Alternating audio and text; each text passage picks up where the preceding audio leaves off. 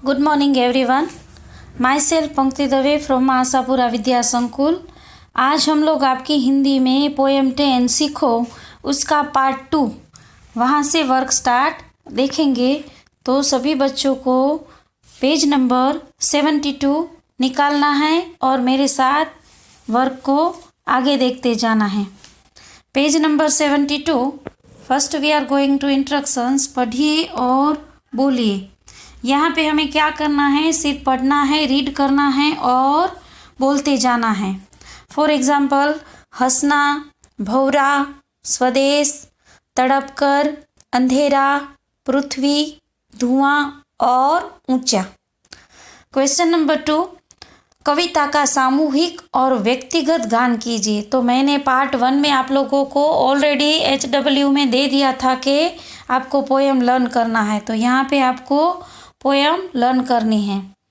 Question number 3, प्रश्नों के उत्तर दीजिए। उसमें पहला क्वेश्चन है, कविता में प्रकृति के किन किन तत्वों की बात की गई है। तो कविता में प्रकृति के इन तत्वों की बात की गई है, फूल, भौरा, तरु, हवा, दूध, पानी, सूरज, लता, पेड़, मछली, पृथ्वी, जलधारा और धुआं।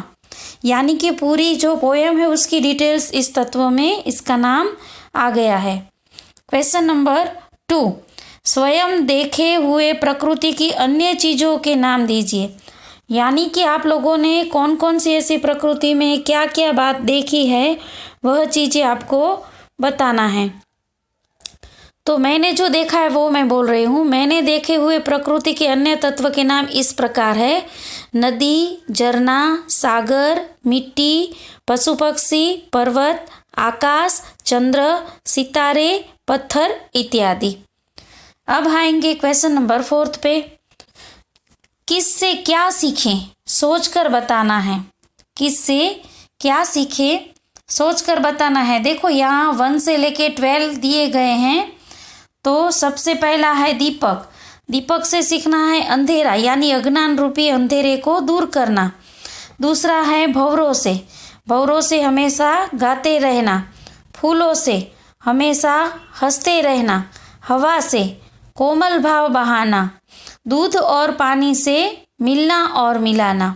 सूरज की किरणों से जगना और जगाना। लता और पेड़ों से सबको गले लगाना। धुएं से हरदम ऊंचे चढ़ना यानी कि अपनी प्रगति करना, आगे ही बढ़ते रहना। मछली से स्वदेश के लिए तड़प कर मरना।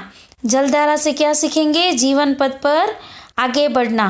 पृथ्वी से प्राणियों की सच्ची सेवा करना। और पतझड़ से सीखेंगे दुख में भी धीरज धरना। अब देखते हैं क्वेश्चन नंबर 5।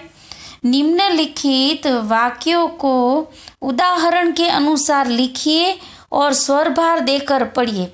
यहाँ पे क्या करना है, जहाँ पे दिया गया है वो अंडरलाइन को एकदम ध्यान से और भारपूर्वक रीड करना है। फॉर एग्जाम्पल नंबर 1 है, मैंने कल आपको यह किताब दी थी। मैंने, तो मैंने है वह स्वरभार है। मैंने कल आपको क्या दी थी। तो मैंने आपको कल यह किताब दी थी। अब मैंने ही आपको किसने नहीं, यानी कि और किसने नहीं दिया था लेकिन मैंने ही दिया था। तो इस तरह से हम लोग दूसरा देखेंगे, मैंने कल आपको यह किताब दी थी। मैंने कल आपको यह किताब दी थी। मैंने कल आपको यह किताब दी थी।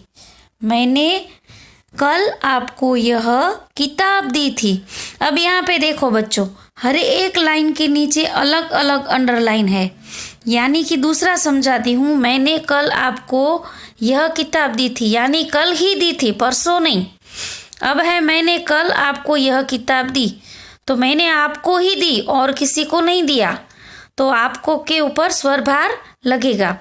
मैंने कल आपको यह किताब दी थी यानी कि यही ही किताब दी थी और कोई किताब नहीं दिया था।